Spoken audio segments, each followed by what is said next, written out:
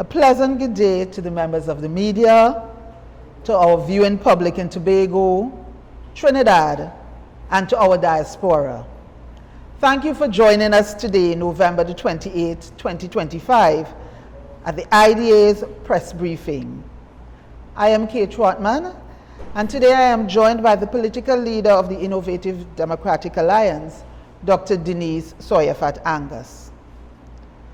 Today I speak to you in the capacity as Shadow Minister to the two Tobago MPs because of what unfolded in Parliament earlier this week. What unfolded demands clarity and accountability. We are here because the Parliament of Trinidad and Tobago has passed the Home Invasion Bill. And the two Tobago members of Parliament supported this legislation without consulting the people of Tobago, without any stakeholder engagement, and without seeking the guidance of the Tobago House of Assembly, the institution established to articulate Tobago's governance issues. This is not a minor omission. This is a structural failure of representation, a breach of trust. The passage of this bill, pushed through with the support of the Tobago MPs, stand as a stunning betrayal of those they were elected to represent, the people of Tobago. They promised consultation. They promised transparency. They promised to bring Tobago's voice to the table and to the halls of Parliament. But when the time came, they were silent. No public meetings, no community outreach, no consultation with civil society, no engagement with the business community, no inclusion of youth voices. No women's group were consulted, no neighborhood associations involved, and no institutional consultation with the Tobago House of Assembly. This was not an oversight. It was a choice, a decision to proceed without the people's mandate. A blatant disregard to the Tobago House of Assembly and Tobago's identity. The Tobago House of Assembly is the body mandated to articulate Tobago's interests and manage the affairs of the island. Yet in this instance, the Tobago House of Assembly was ignored. Tobago's regional context was excluded. The island's voice was not invited nor taken into the legislative process. When the state sidelines the Tobago House of Assembly, it sidelines the people of Tobago. And when the Tobago House of Assembly does not exercise its rightful role, the institution itself loses legitimacy. And let me tell you, this is not a party matter. This is a governance failure. Let me emphasize very clearly, this is not about political parties. This is about democratic standards, accountability, and the integrity of representation. No political party, no matter how dominant, speaks for all of Tobago. And yet, our two MPs behaved like political placemats, political placeholders, seeming to vote in line with party instructions or party interest at a moment when genuine representation was required, when independent and courageous leadership was needed. This action raises troubling questions. Do they really serve the people of Tobago? Or are they merely serving party interests by seeking political reinforcement from the central government ahead of the upcoming THA elections. My friends, Tobago must not be used as political collateral, and Tobagonians must not accept representation that functions as a proxy for external interest. We cannot allow this to become a norm. And let me speak directly to the communities affected by this failure of representation. To our young people, you are the generation whose future is being shaped by decisions made without you. This bill affects your safety, your rights, your policing environment, and your long-term trust in governance. You deserve representation that respects your voice, not representation that treats you as an afterthought. To the working professionals, business owners, and public sector leaders, you understand better than most that governance without consultation leads to poor outcomes, greater enforcement risk, greater compliance burdens, and reduced community trust. This bill affects workplace security, neighborhood stability, and business continuity in very real ways. Therefore, your expertise and your experience should have been part of the national conversation to shape this bill. To those who feel that politics doesn't affect you, let me say this plainly. Your MPs broke their promise. They broke their words to you. And when leaders stop listening, it is the ordinary people who pay the price. This is a moment to step forward, not to step back. To the women, mothers, and single-parent households, you carry the responsibility of protecting home and families. Any law about home safety should have started with your lived experiences. Instead, your voices were excluded, despite being the backbone of Tobago's social stability. To the loyal supporters of the governing party, this is not an attack on your party. And let me say that again. To the loyal supporters of the governing party, this is not an attack on your party. It is a call for higher standards from those who represent you. Accountability strengthens parties. It doesn't weaken them. And to our brothers and sisters in Trinidad, this is not about division. For we all want safety, fairness, and justice. We are simply calling for a national approach that respects the regional differences that exist between our two islands. One of the most overlooked issues in this entire debate is the assumption that Trinidad and Tobago are identical, socially, culturally, structurally, and demographically. But they are not. And because they are not, the same law is not likely to produce the same outcome across both islands. National crime pattern reviews consistently show that over 85% of home invasion classified incidents occur in Trinidad, not Tobago.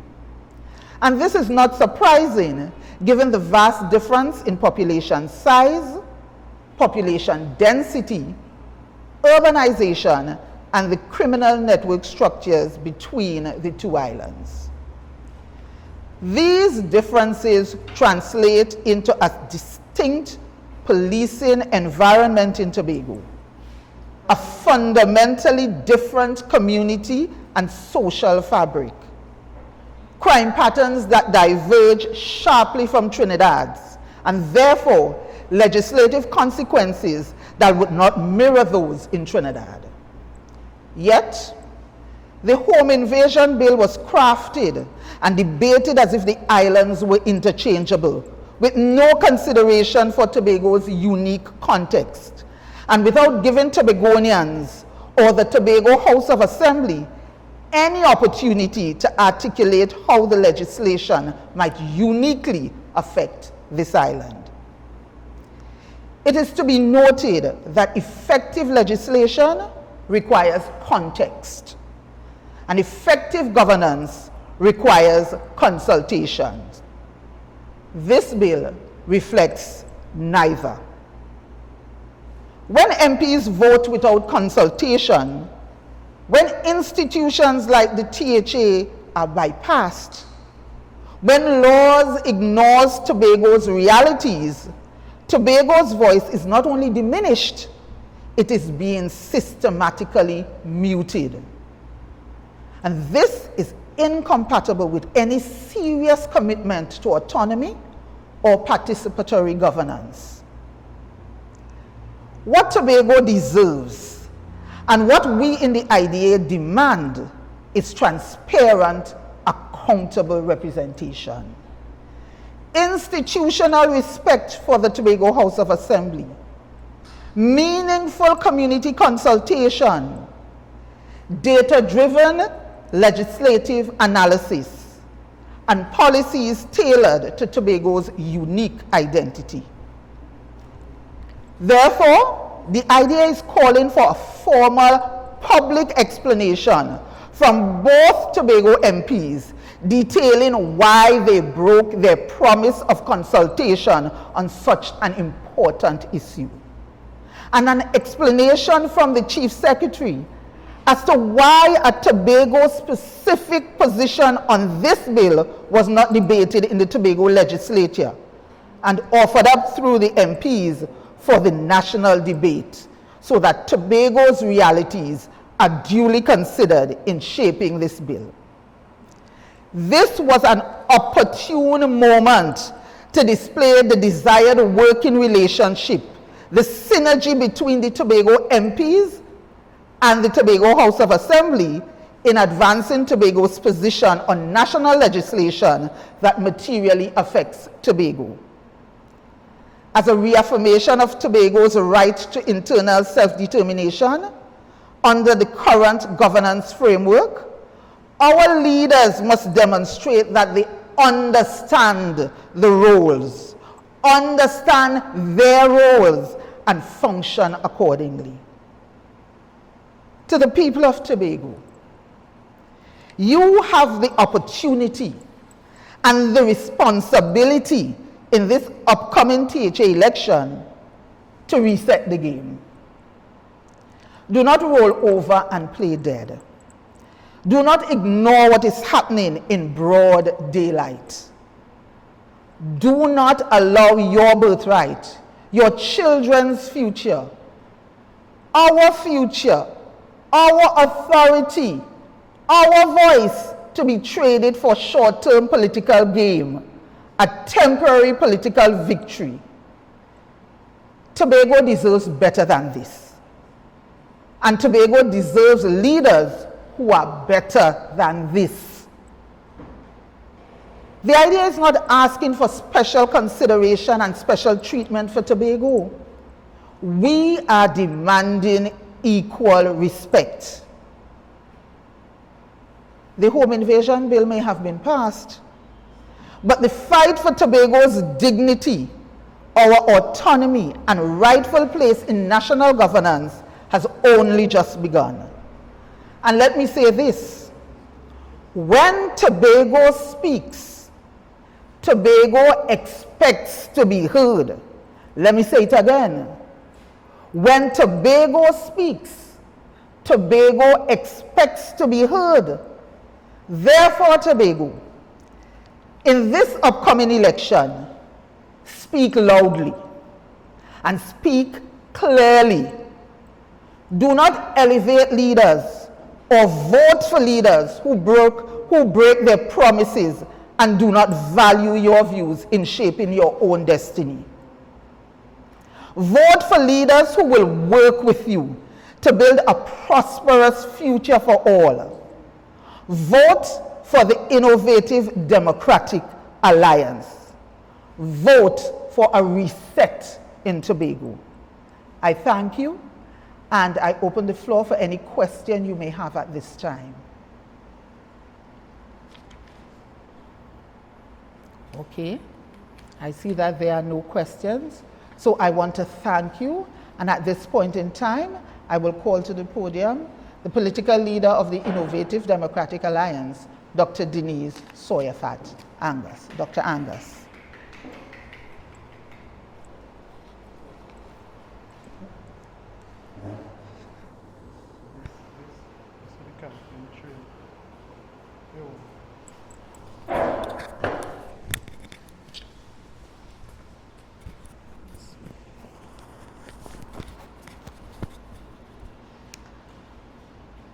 Good morning, and thank you for being here with us today, members of the media and all those who are viewing online.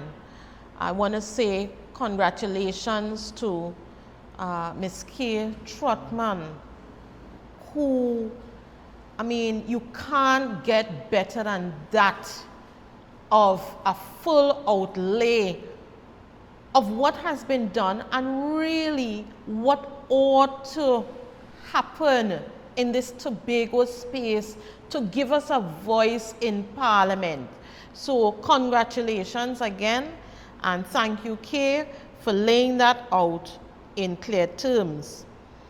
And so I want to name my part of this discussion, Turning Paradise into a War Zone, the Farley Chavez Augustine chapter. You know, it was on Tuesday, Tobagonians were awakened by American fighter planes crossing the skies. Everyone wanted to know, what was that sound? Some of them looked up and actually saw them. And then later on, they landed on our soil. Rumors were running rampant about the army soldiers at a hotel in Black Rock, and that radar systems were being removed from planes and deployed somewhere. And Farley Chavez Augustine, the man who claims to be the Chief Secretary of Tobago, we put him there, and in charge of Tobago, says he only knows because he saw it on social media. Do you believe that? He said he learned from social media that a military plane landed for refueling in Tobago, and he had to go and investigate the rest of it. So the US Army has landed in Tobago and very comfortably staying at facilities in the West, hotel facilities. The Chief Secretary, who purports to have the best relationship with the Prime Minister, he hasn't had a briefing, not a call from National Security, not even a WhatsApp voice note from the Prime Minister. Do you believe that? Who authorized these landings? Was it National Security? Was it Airport Authority? Was it the Prime Minister? Or is Farley really so powerless that US fighter planes landing in Tobago and he doesn't have one clue about them? So then the Prime Minister, from Tuesday to Thursday, was in full-blown denial, and she went from telling the people that they came to fix a road. I don't know that you have to fly in people to fix a road, some road, you know, in the airport, and that the another one was that they came to install fuel tanks. But finally on Thursday, she admitted that they are here to put down radar monitors, and that there are soldiers resident in Tobago, and they're here to put down monitors for narco trafficking. Do you believe that? So why are the soldiers here? And for what? Do they expect an invasion of Tobago by narco traffickers? Who do they think they are fooling? Are they fooling you? Wise up, Tobago. Then after the Prime Minister's announcements and pronouncements, the Chief Secretary says, well, he was in a function and apparently too busy to take the call of the Prime Minister. But then you are talking to the media before you call back the Prime Minister who called you. I mean, that making any sense? The Prime Minister knows everything the TPP is doing. That is her aligned party. So if she calls in the middle of this service, he must know that it was urgent. Is that how he's really operating in office and running the island? Is the same complaint Choi had, God rest his soul, and the same complaint the people of Tobago have with him. He doesn't answer his phone, and he definitely ain't calling you back. So, Tobago, it really looking like proper smoke we pipe, you know. Proper smoke we pipe. The Chief Secretary needs to come clean.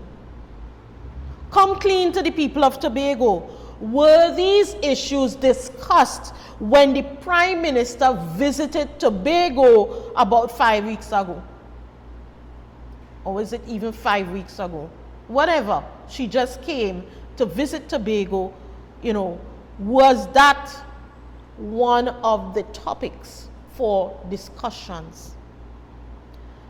Why refuel in Tobago but not Trinidad? Maybe that is the question you should have asked then at that meeting. Why bring radar equipment here? Is it because Grenada did not give approval for it there? And so Tobago became the backup plan? Or worse, was Tobago the plan from the beginning? If we trust the Chief Secretary to say no, nothing like that was discussed, then we must demand an apology from the Prime Minister to the people of Tobago for the disrespect she has meted out to his office and to the people of Tobago. Right? So he has to demand an apology from the Prime Minister for making Tobago the battlefield of the Caribbean during this conflict. But let's go deeper. Let's think about it for a minute. If American warplanes land here, you can bet your last bottom dollar that Russia and China picked it up on satellite. And they forwarded it to Venezuela. So they already have the coordinates of what is happening. So what are we as Tobagonians to do now? We have become sitting ducks. Thanks to Farley and his administration, we have become sitting ducks, a target with coordinates. Now, you all have to understand, in war, the first target in any conflict is radar capability, communication centers, and those things are right here by us on a tiny island that can fit into Trinidad about 8 times. Okay? The other thing they look at is taking out our airports and our ports. Look how easy it is to take out the 2 airports with one. Yeah?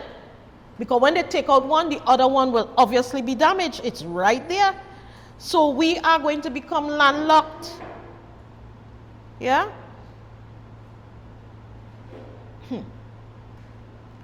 How are we feeding ourselves? Do we have food security? How are we dealing with emergencies? Are we fully equipped here? Well, we know the ambulances cannot help us, right? Maybe they will be still in Trinidad by the time that happens. So we need to stop playing. You know, we have to stop this game. Tobagonians is up to us. And I'm saying to Farley Chavez Augustine, Farley, what have you done? What have you done? Has Tobago been sold? Has Tobago been traded? Has Tobago been offered up as collateral? And for what? Farley and the TPP, did you all sell Tobago to win the election? Because I will tell you that you wasted your sale. Tobagonians not foolish enough. They're looking around at everything that is happening. So the money that you're taking to plaster the ground, you best take it and ride out in the sunset. Yeah?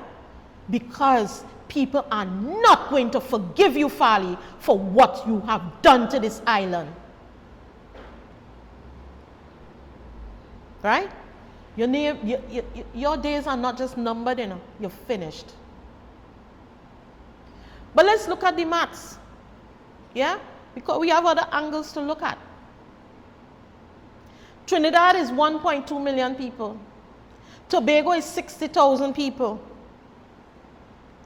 Is that unspoken calculation sacrifice the few to protect the many? Tobagonians, you all think about that? Sacrifice the few to protect the many.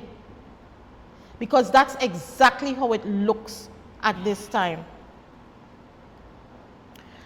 In the middle of all of this, high-level geopolitics and the chess games that are being played, Farley is now resurfacing to say he does not want Tobago to be a military base. Well, I say to you, sir, respectfully, you're late. You're late. It's back in August, to be exact, on the 26th of August, as the political leader of the IDA, I began calling on you to declare Tobago as a zone of peace and neutrality. And what we got from you? Silence. Stone dead silence.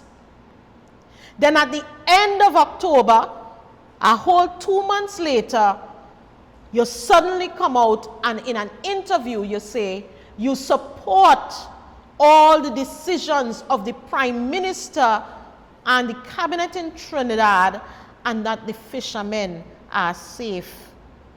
And I wanted to play a recording for you on it, you know.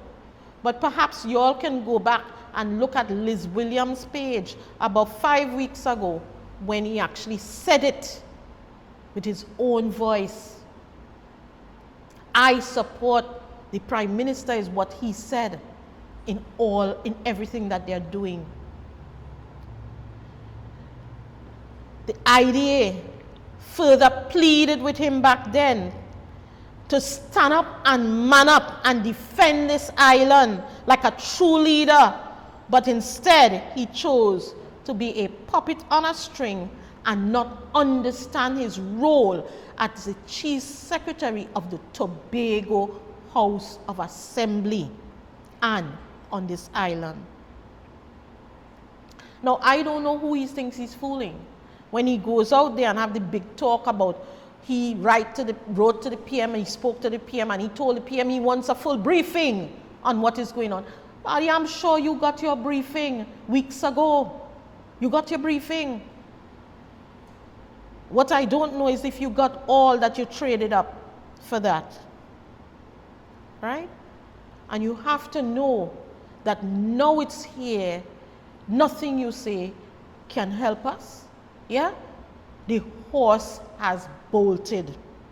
And therefore, it's up to the people to deal with you. Yeah? It's up to the people to deal with you. From our assessment, the Chief Secretary has either traded Tobago's safety for God knows what.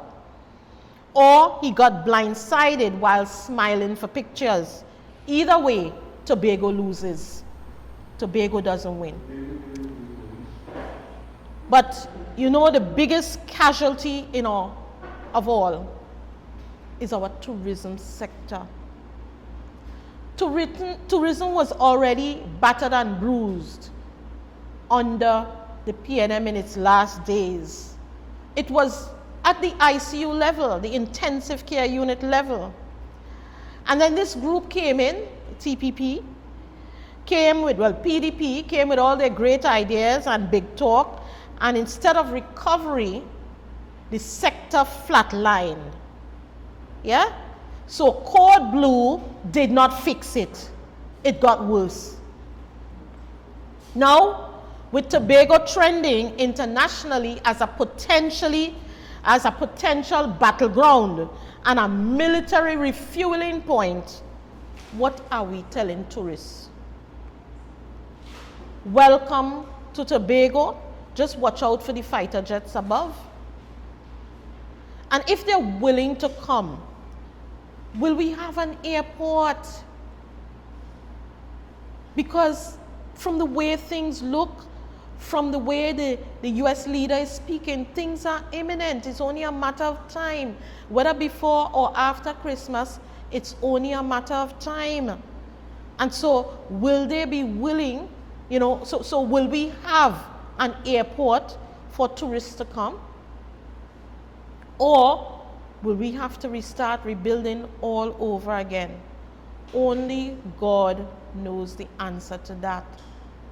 But what the idea can tell you is that we bid farewell to the Tobago tourism sector and say, rest in peace until you shall come again.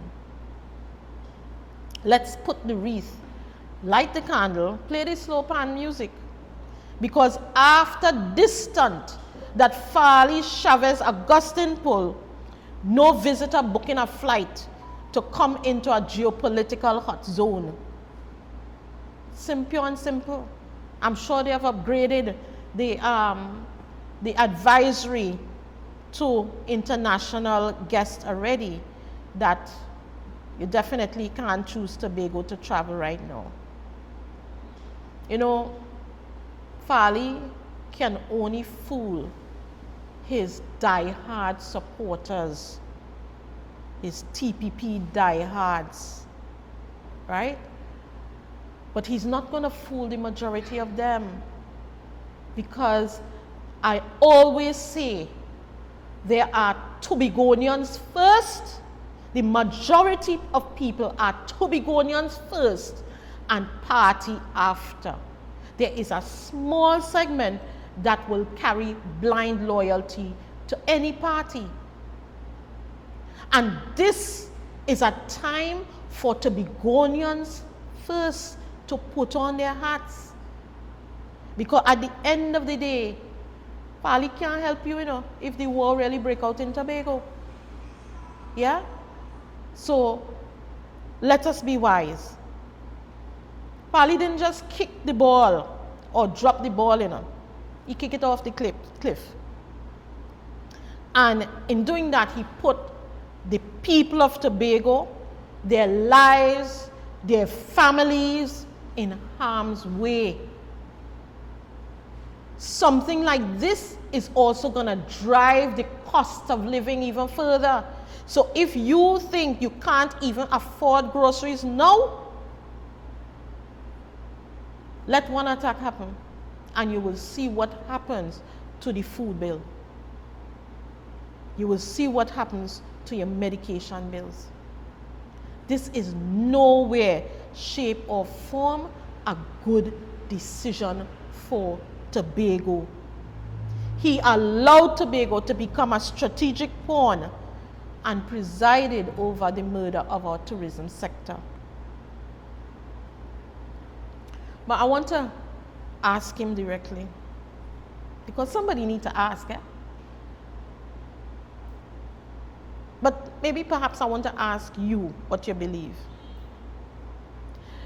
Did Farley trade Tobago?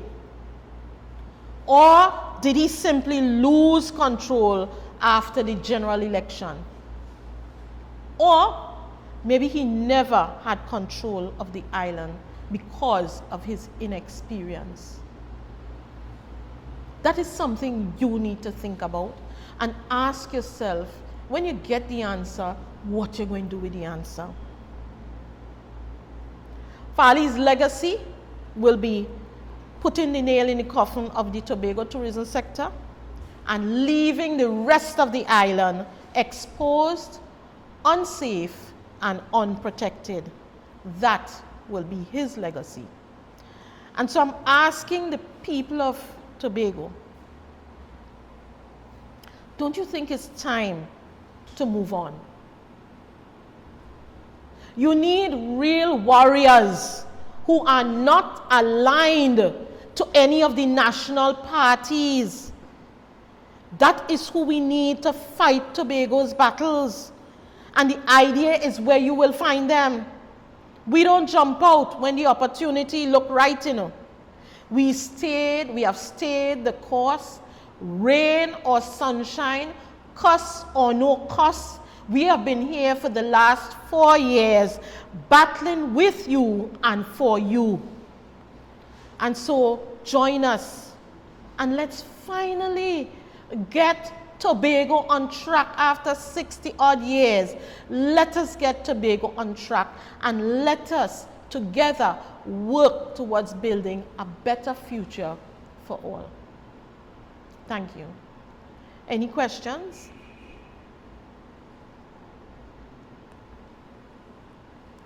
So now that we have no questions, I want to thank the members of the media for giving us that support and coming out and carrying the information so that the people of Tobago can understand what is really happening in this Tobago space and make decisions for our future.